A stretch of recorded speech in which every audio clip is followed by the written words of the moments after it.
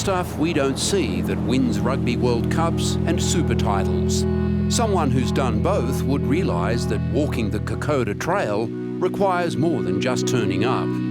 So on these stairs and in this pool, the man fondly known in rugby as Melon puts in the hours.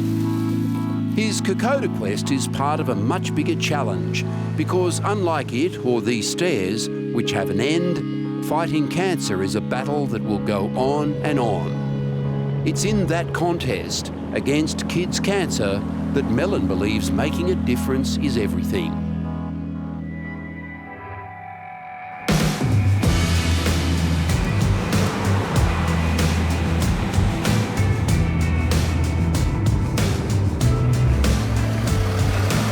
This is Sydney's famous Coogee Beach, heartland of Randwick Rugby Club, and where Wallaby Owen Finegan began the career that will take him to the very top of world rugby. Once again, we're on the road with Land Rover, telling some great Australian rugby yarns, and the story of what Big Owen is up to these days is an absolute beauty.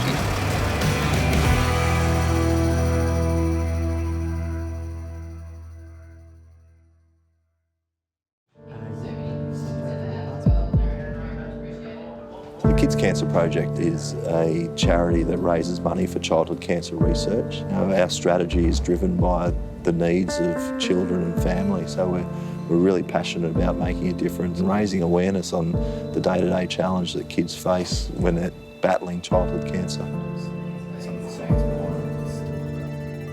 So I've been the CEO of the Kids Cancer Project for just over 12 months. I deal with research institutions and hospitals, with patients, with family, and then it's just managing our 16 research programs across Australia and making sure that we're a strong voice for children with cancer who don't have that powerful voice.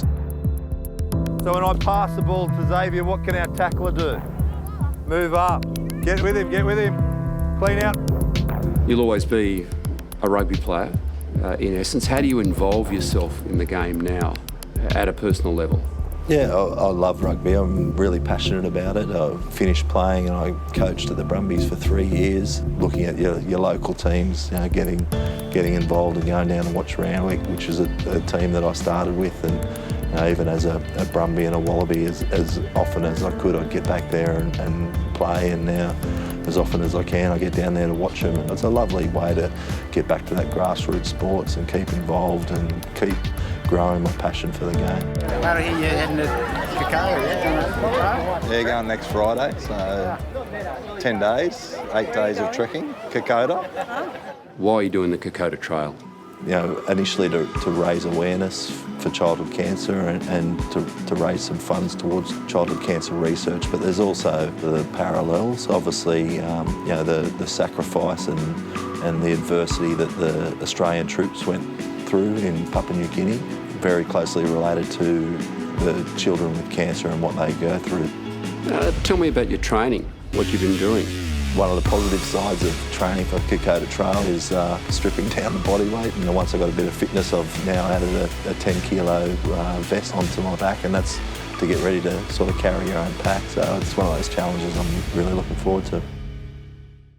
After hundreds of trips up those stairs and months of planning, the one journey Owen mustn't mess up is the pre-dawn trip to the airport. So we set our alarms to make it easier. 4:40 in the morning, you have to get up pretty early to head for PNG.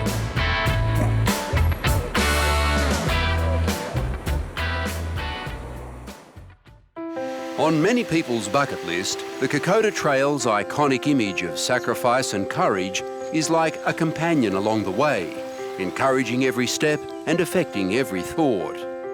It's a history lesson and a metaphor, a humbling journey bound to make anyone reassess the things we take for granted, from our freedom to the fortune of good health.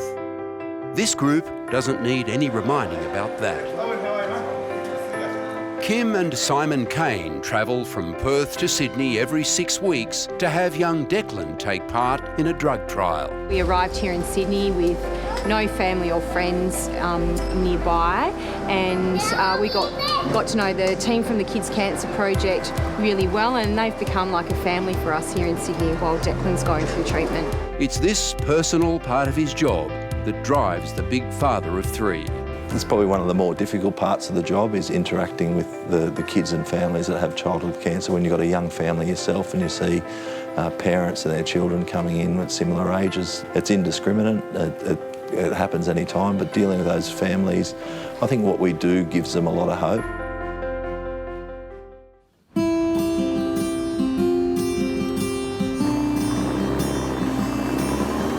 Yeah, this is my first trip to Kokoda, so it's a real eye-opening experience being able to, and it's probably a wonderful place to start because it puts into perspective straight away. You're looking behind you at the number of graves that are there and the sacrifice that the Australian diggers made to make sure we're able to live in this wonderful country with the freedom and the privileges that we've got.